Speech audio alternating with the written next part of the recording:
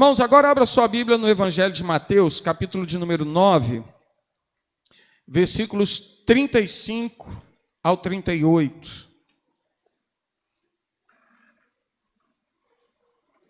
Mateus, capítulo 9, versículos 35 ao 38.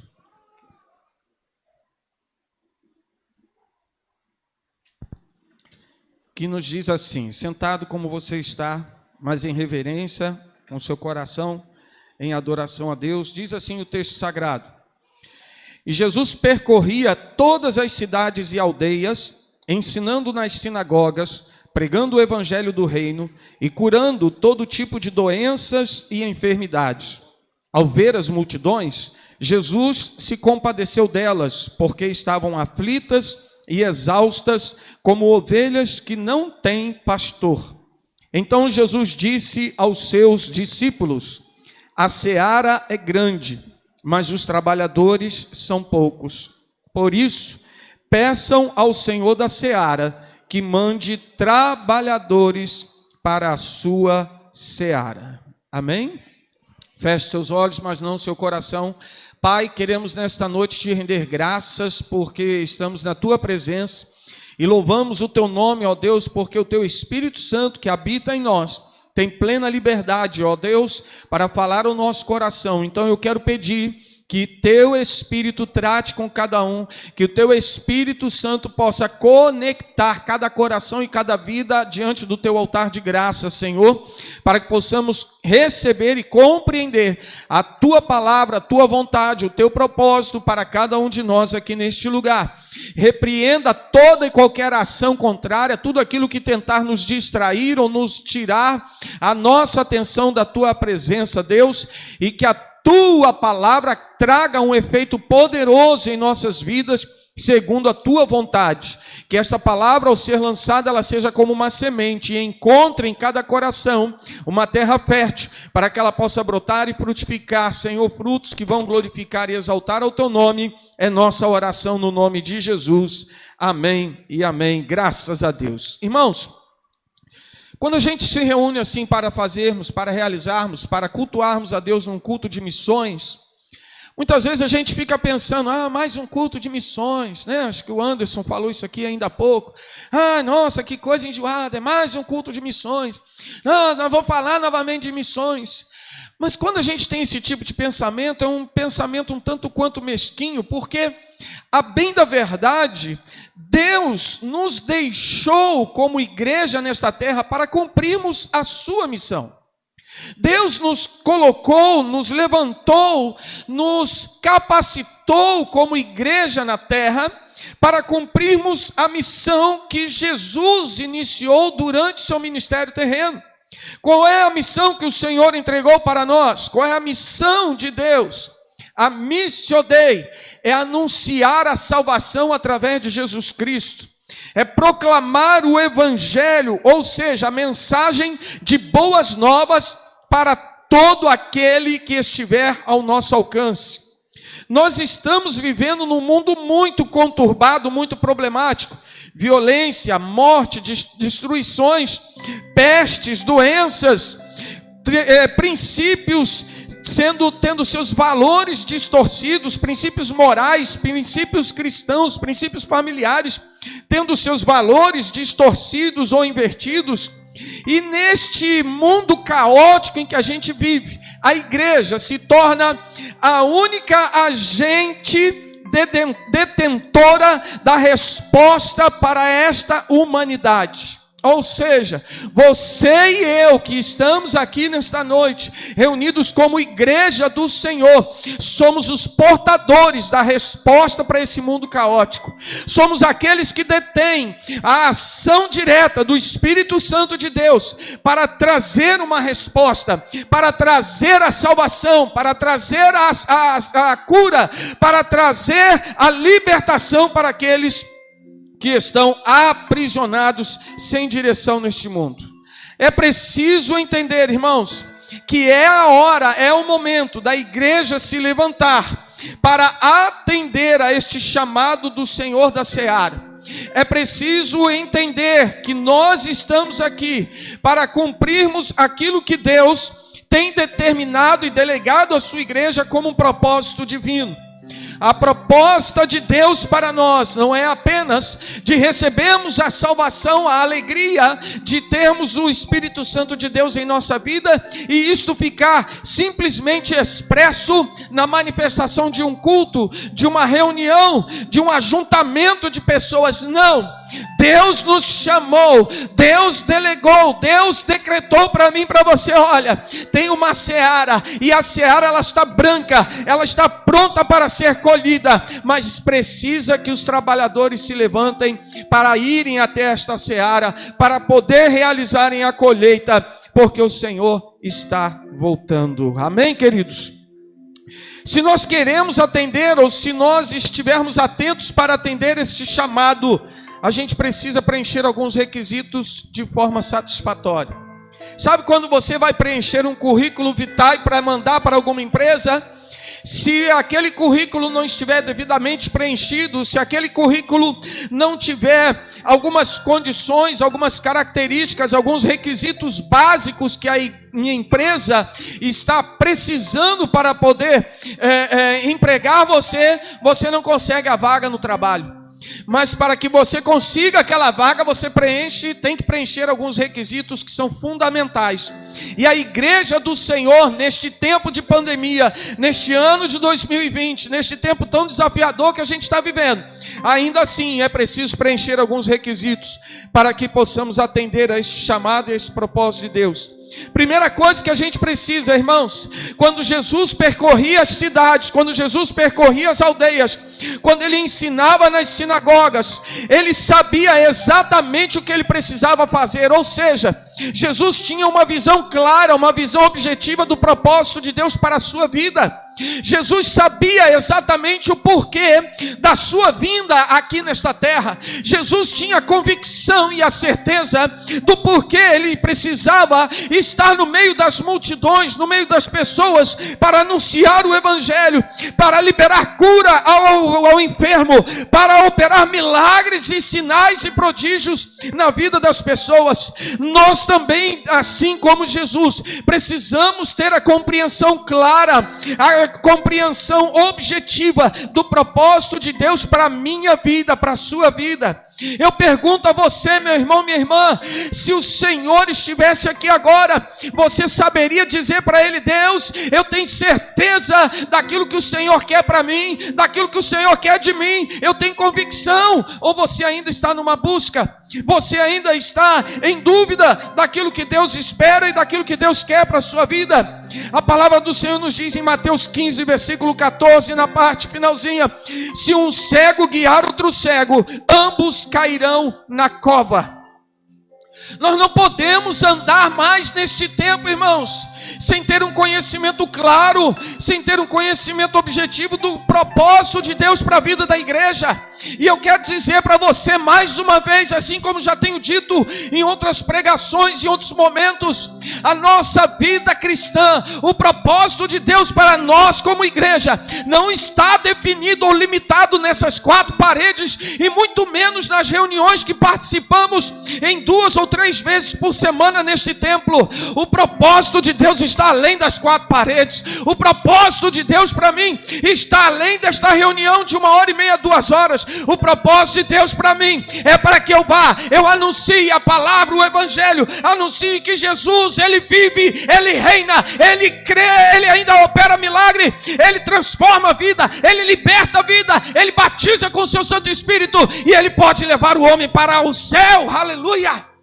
Nós precisamos ter essa visão clara, porque sem visão não se sabe aonde a gente está. Sem visão a gente não sabe onde está. Sem visão a gente não tem direção. Sem visão a gente não sabe o que quer atingir. Sem visão a gente não tem, sabe, o rumo da nossa vida. A gente fica perdido no espaço. Sem visão a gente fica sempre dependendo de outro ou de algum artifício para que a gente possa encontrar muitas vezes um objeto ou algo ao nosso redor. Mas nós não sabemos, não conseguimos enxergar os riscos, não conseguimos enxergar nada à nossa volta. Sem visão não dá para viver. Sem visão não dá para sermos cristãos. Sem visão não conseguimos desenvolver todos os aspectos daquilo que o Espírito Santo de Deus tem como projeto para mim e para você. Cristo viu as pessoas, Ele olhou para as pessoas, Ele olhou as pessoas como elas eram, Ele olhou para aquela multidão, para as pessoas que sempre vinham à sua volta, olhava as pessoas com seus desacertos, com seus problemas, com as doenças, etc. Mas não era para julgá-los, nem tampouco para condená-los, era para dizer para eles: olha, vocês podem vir com seus desacertos, vocês podem vir com seus problemas, vocês podem vir com suas doenças, vocês podem vir com toda essa gama de dificuldade, com os conflitos internos existenciais dentro de vocês. Podem vir, porque eu tenho uma visão clara do projeto de Deus para mim, mas também para você. Ele é uma resposta, Ele é uma solução, Ele é a vitória, Ele é a cura, Ele é a libertação para a sua vida. Aleluia! E diante daquilo que a gente está vivendo, irmãos, nós não podemos nos calar. Diante daquilo que a gente está vivenciando, a gente não pode ficar perdido sem saber para onde ir ou o que fazer. Cabe a mim e a você.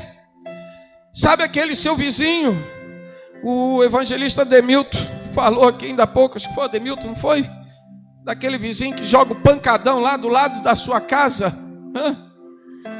E aí o que você faz? Hoje de manhã nós tivemos uma escola bíblica, o retorno, escola bíblica, EBD, o retorno. EBD, o retorno. Glória a Deus. Foi bênção demais, gente. Bênção demais. E falamos do amor para com todos, o amor de Deus.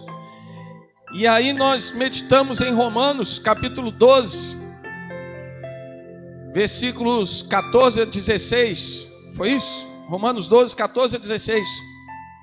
Que ali fala que a gente precisa abençoar. Paulo falando: abençoe aqueles que vos perseguem. Alegre-se com aqueles que se alegram. Chore com os que choram. Não sejam orgulhosos, etc, etc. E aí eu perguntei para os irmãos que estavam aqui: qual é a maior dificuldade que vocês têm aqui nesses conselhos de Paulo, nessas orientações de Paulo? Aí alguns disseram: pastor, abençoar aquele que persegue é difícil. Outros disseram: pastor, um pouquinho de cada coisa. Meu Deus, é desafiador demais. Mas pense você, tem uma pessoa que está te perseguindo, uma pessoa que está ali futucando, está ali te espinafrando. Tem gente que parece que quer, sabe, fazer assim igual com piolho, sabe, que espreme, a gente vai espremendo aos poucos, trazendo muitas vezes desconforto, incômodo, fazendo você sair da graça, fazendo você perder a paciência, perder a alegria. O que você faz? Aí alguém disse assim: pastor, nessa hora dá vontade de plantar a mão. É porque a gente é ser humano, gente, a gente tem essa vontade mesmo, fala que não. Tem vontade que dá, tem hora que a coisa vem, mas nesse momento é preciso expressar o amor de Deus que está dentro de nós através da presença do Espírito Santo de Deus. E você estender a sua mão para abençoar a vida dele. É você fazer uma oração e dizer: Senhor, alcança a vida desta pessoa.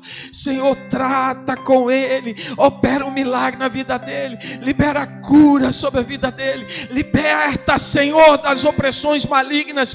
Liberta dos cativeiros malignos. Liberta, Senhor. E clamar ao Espírito Santo de Deus para que ele possa operar o milagre do convencimento do pecado, irmãos.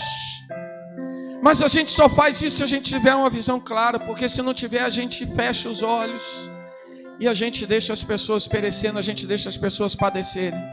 A gente precisa ter essa visão clara. Segunda coisa que eu aprendo com Jesus aqui neste texto é que a gente precisa ter uma grande compaixão com o próximo, uma grande compaixão com o perdido. Ter compaixão é se colocar no lugar de. É você ver alguém sofrendo e você se colocar no lugar dele. É você ver alguém com dificuldades e se colocar no lugar desta pessoa.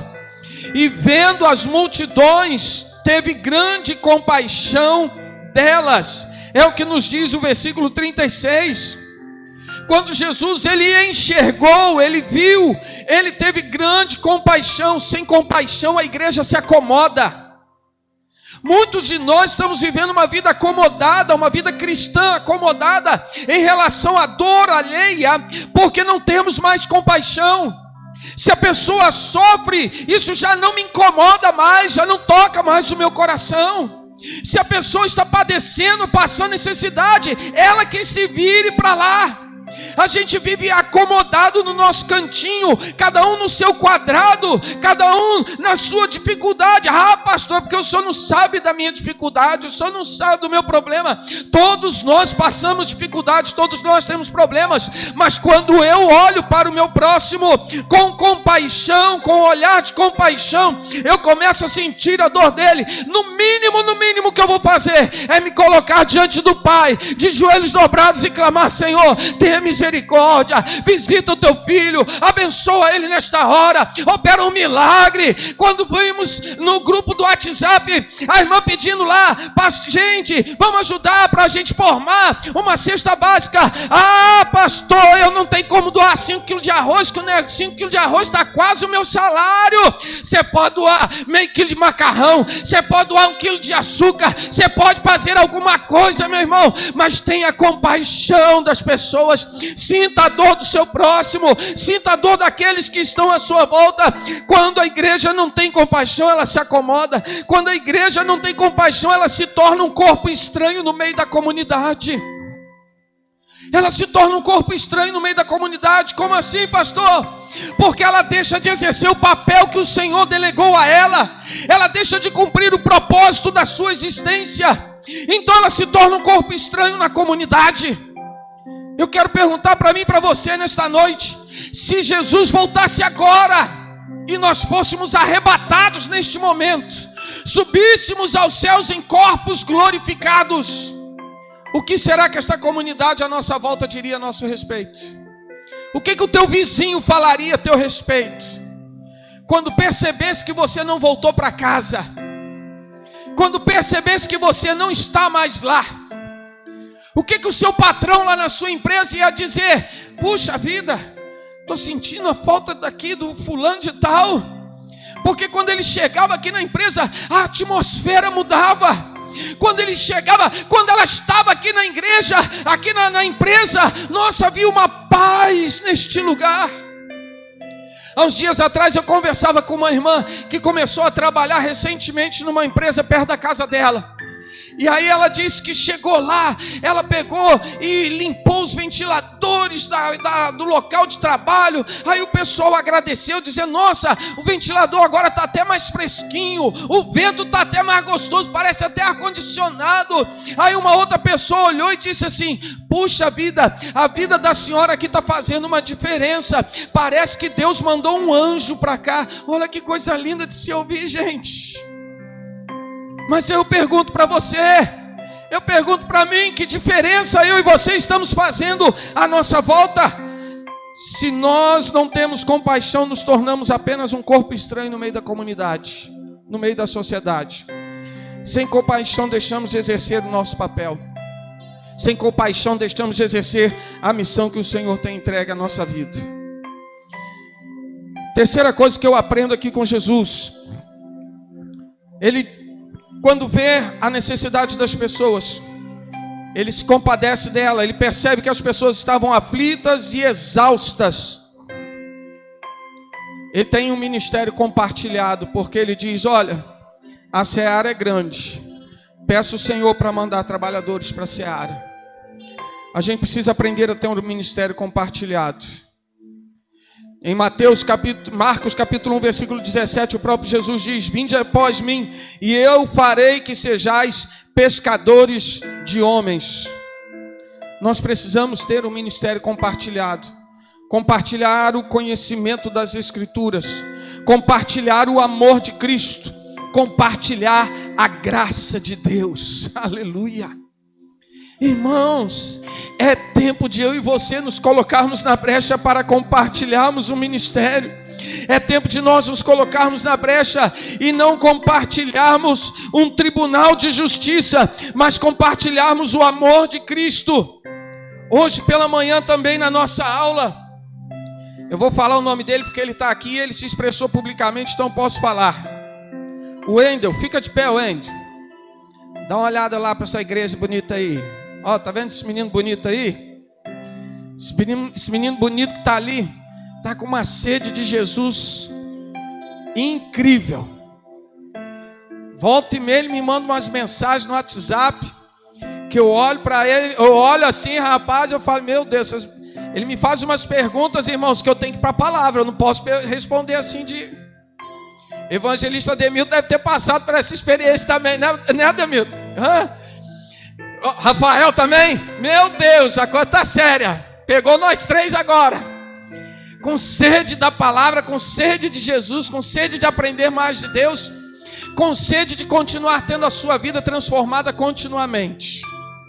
E hoje de manhã, numa das suas palavras que ele deu para a gente aqui, ele falou assim: olha, eu voltei para Jesus porque quando eu cheguei nesta igreja, olha que coisa linda, Igreja de Deus de Santa Rita, presta atenção aqui. Graças a Deus, irmão. A irmã Maria é uma bênção, ela nem sabe o que eu vou falar, já está dando graças a Deus, aleluia. Ele disse o seguinte, está ligada, né, irmã Maria? Louvado seja o Senhor. Ele falou assim: pastor, uma das coisas que me chamou a atenção quando eu cheguei nesta igreja é porque as pessoas me receberam com amor, as pessoas me receberam com carinho, as pessoas me abraçaram. Então, antes de eu aceitar Jesus, eu aceitei a igreja. Aleluia! Pode sentar e aplauda o Senhor por isso. Glória a Deus, irmãos. Compartilhar o amor do Senhor, compartilhar a graça de Deus, queridos. A graça é o favor imerecido, é o favor que eu e você não merecemos, mas Deus nos dá gratuitamente, por amor a nós. Aleluia, aleluia. Deus é maravilhoso, irmãos, não tenha dúvida disso. E a gente precisa permitir que esta graça, que este amor de Deus flua com liberdade, com liberalidade em nosso ser. Este amor de Deus, ele precisa fluir em nossas veias. Ele precisa se colocar para fora pelos poros da nossa pele. Nós precisamos, irmãos, ter este ministério compartilhado. Olha, eu não estou aqui para julgar, eu não estou aqui para condenar, eu estou aqui para amar, eu estou aqui para te apoiar, eu estou aqui para liberar a graça que eu recebi, porque de graça recebeste, de graça entregue, de graça dai, de graça se doe. Aleluia. Louvado seja o Senhor, louvado seja Deus. Ele encontrou Jesus aqui nesse ambiente, irmãos, porque ele encontrou você. Entende isso? Você que está aí sentadinho nesse banco faz parte daquilo que esse menino está vivendo na presença do Senhor.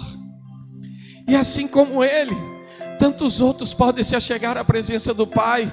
Assim como ele, tantos outros podem conhecer o amor de Jesus através da minha vida e através da tua vida. Aleluia.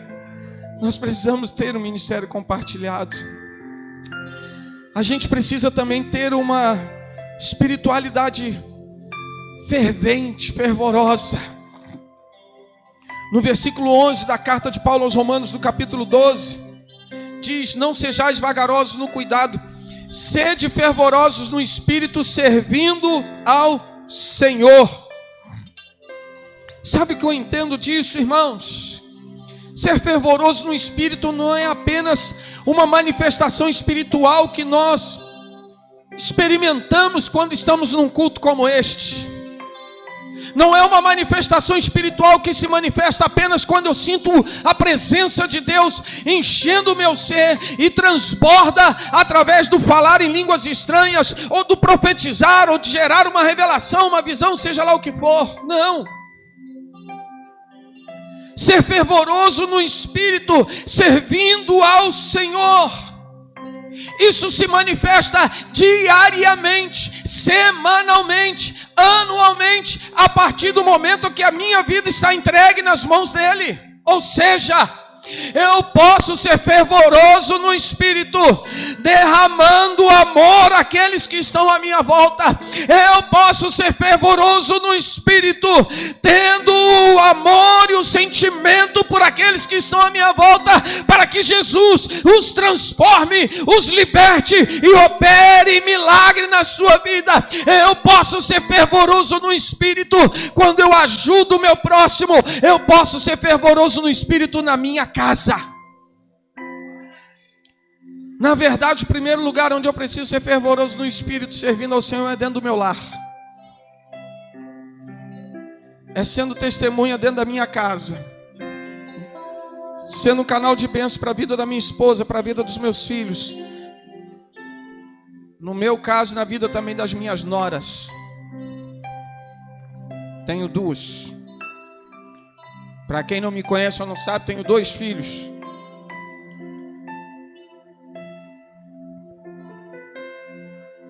É ali que eu preciso ser fervoroso no Espírito. Não adianta eu chegar aqui e falar em línguas estranhas, chego em casa, eu falo uma outra língua estranha com a minha esposa, que não é a língua do amor. Não adianta eu falar em língua estranha na igreja, e na minha vizinhança eu uso a língua grande, a língua comprida. Não adianta eu estar aqui falando em línguas estranhas com Deus, e lá no meu trabalho eu estou dando mau exemplo. Não adianta eu estar falando em línguas estranhas com Deus aqui, e quando eu estou numa roda de amigos, eu estou fazendo uso de conversas que não geram edificação na vida de ninguém. Não adianta eu estar falando em línguas estranhas aqui, e quando alguém pergunta a meu respeito, as pessoas não conseguem dar boas referências. Eu preciso ser fervoroso no Espírito, servindo ao Senhor, sendo uma boa testemunha, dando um bom testemunho por onde quer que eu vá, por onde quer que eu ande.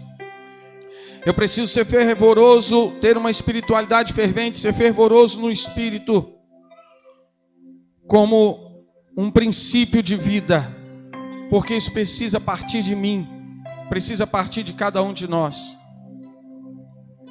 Precisamos ser fervorosos no Espírito, irmãos, com a ajuda e o auxílio do Espírito Santo operando continuamente em nossa vida, a partir de um desejo do meu coração: Senhor, trata comigo,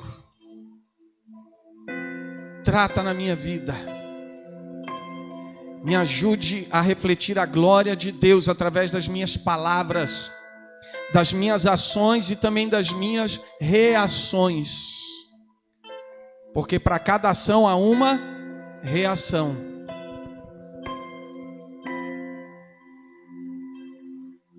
A gente precisa pensar nisso, ser fervoroso no Espírito, testificando de fato de Jesus Cristo, daquilo que Ele fez e faz na nossa vida. E por último, mas não menos importante,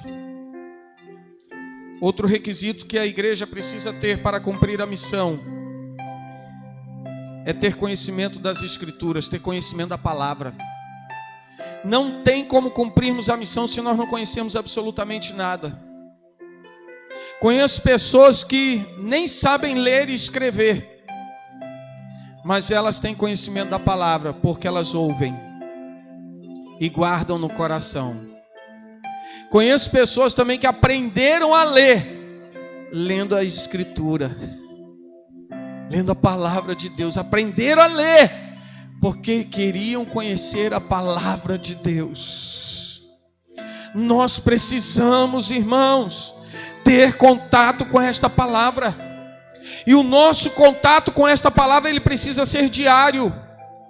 Não é apenas aqui na igreja, quando pedimos para abrir a Bíblia no início do culto ou antes da mensagem. Tem gente que não abre mais a Bíblia, tem gente que nem um aplicativo no celular ele acessa. Nós precisamos ter conhecimento das Escrituras. Em João 5,39 o Senhor nos diz: examinai as Escrituras, porque vós cuidais ter nelas a vida eterna, e são elas que de mim testificam. Quanto tempo tem que você não pega a sua Bíblia? Quanto tempo tem que você não faz um devocional com o Senhor para ter um momento onde o Deus Todo-Poderoso vai se expressar e falar ao teu coração através das Escrituras? Nós precisamos ter o conhecimento desta palavra para podermos compartilhar o Deus das promessas. Aleluia! Nós precisamos ter o conhecimento dessas Escrituras para podermos compartilhar também as promessas de Deus para o homem. Sem o conhecimento adequado, nós não teremos a condição necessária de podermos compartilhar com excelência aquilo que precisa ser ministrado na vida de alguém. Você tem alguém na tua vida que você pode ser canal de bênção. Você tem alguém na sua vida que você pode ser um abençoador. Tem alguém na tua vida, tem alguém ao teu redor que você pode olhar para ele com compaixão e dizer para ele: Jesus ainda vive. Jesus, ele te ama. E Jesus tem um plano de salvação para você. Você pode ficar de pé neste momento? Em nome de Jesus.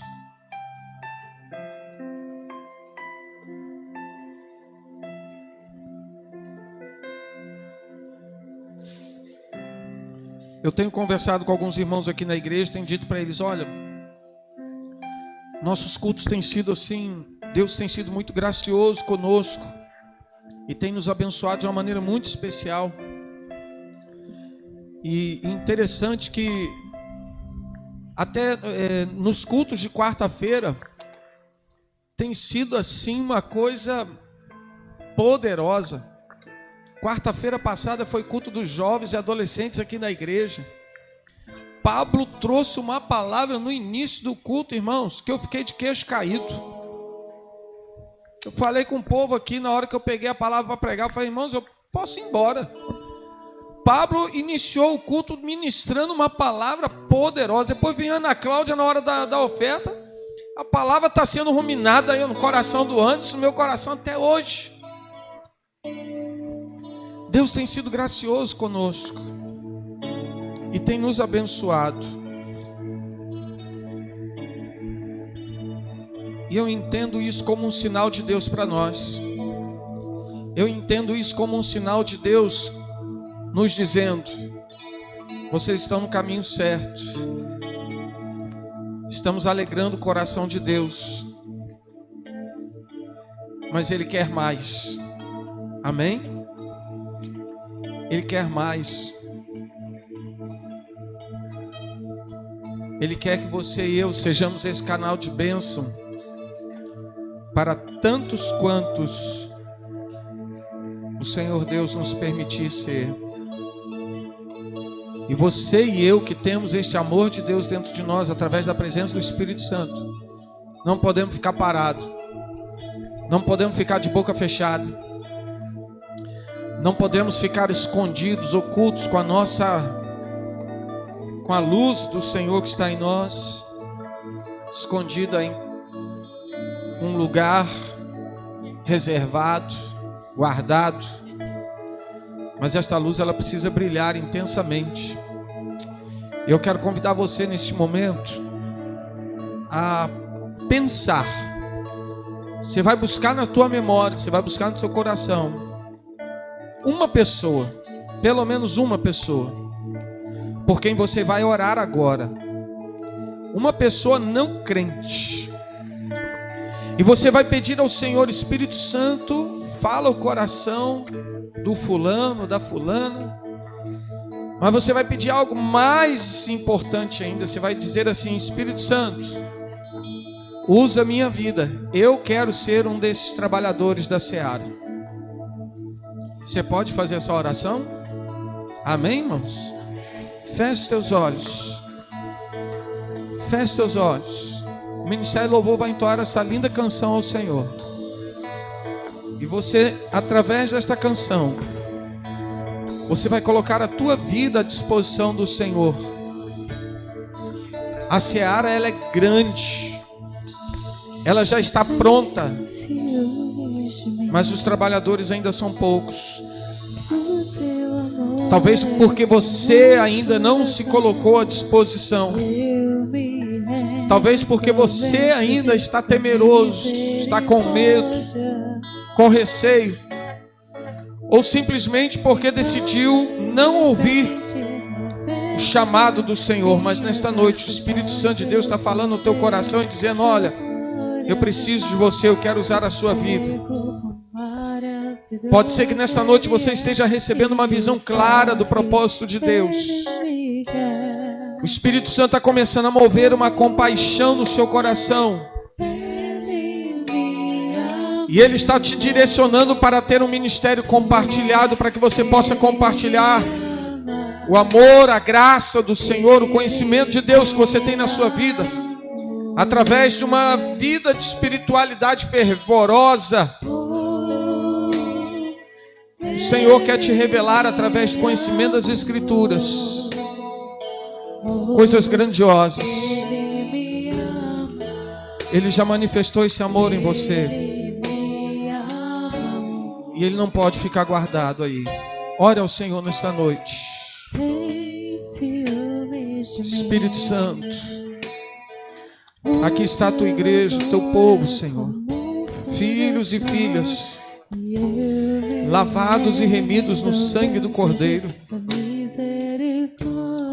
Senhor, nenhum de nós éramos merecedores de absolutamente nada, mas o Senhor nos deu a salvação. O Senhor nos deu liberalmente. O Senhor nos amou antes mesmo de nós existirmos. Manifestou este amor, ó Deus, de uma forma tão extraordinária.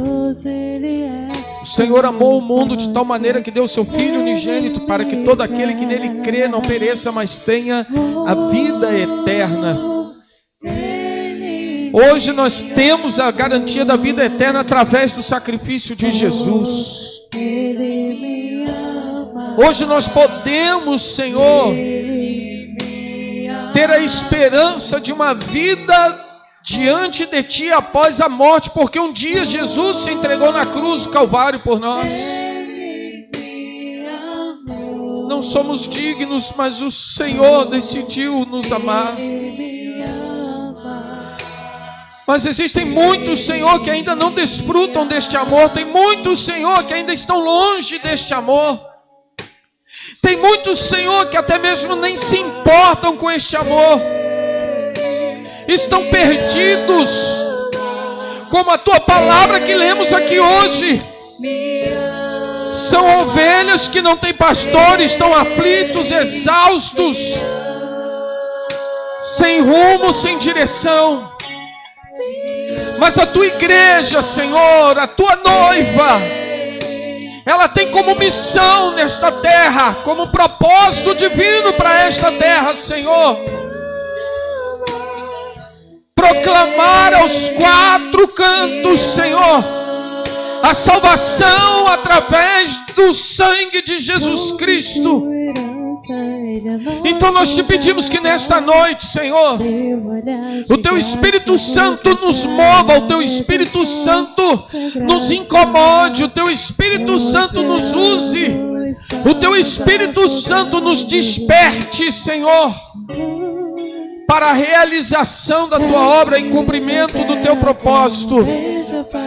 Estas pessoas que os Teus servos estão orando por elas, Senhor, eu quero pedir que Teu Espírito Santo vá de encontro a cada um deles nesta hora e comece a mover o coração, comece a quebrar as cadeias, as correntes que aprisionam, e que o Senhor use a vida dos Teus filhos que estão aqui nesta noite. Dá a eles, Senhor, palavra, dá a eles testemunho, dá a eles poder, dá-lhes dá-lhes autoridade, dá-lhes unção, Senhor, para que sejam testemunhas fiéis e verdadeiros, trabalhadores que se disponibilizem na tua seara para fazerem a colheita, Senhor, para a glória do teu nome, Deus. Que esta igreja faça diferença neste bairro, que esta igreja seja referencial, Senhor, para a grande Santa Rita. Que a igreja de Deus aqui seja referencial para esta cidade, Senhor. Desperta o nosso coração, Deus, com amor pelos perdidos. Desperta o nosso coração, Pai, com sentimento de compaixão pelo próximo, onde possamos enxergar a dor do outro e entender que o Senhor tem um plano para a vida dele, Pai. Em nome de Jesus. Em nome de Jesus. Senhor, eu quero me colocar à tua disposição aqui nesta noite. Eu me coloco à tua disposição, Deus, para cumprir aquilo que o Senhor tem, aquilo que o Senhor quer de mim, deseja de mim. Em nome de Jesus. Em nome de Jesus. Que assim como o Wendel, Senhor, compartilhou hoje, testemunhou hoje, que continuemos compartilhar este amor com todos aqueles que aqui chegarem, Senhor, para que a tua presença se manifeste de uma maneira tão especial, no nome de Jesus. Em nome...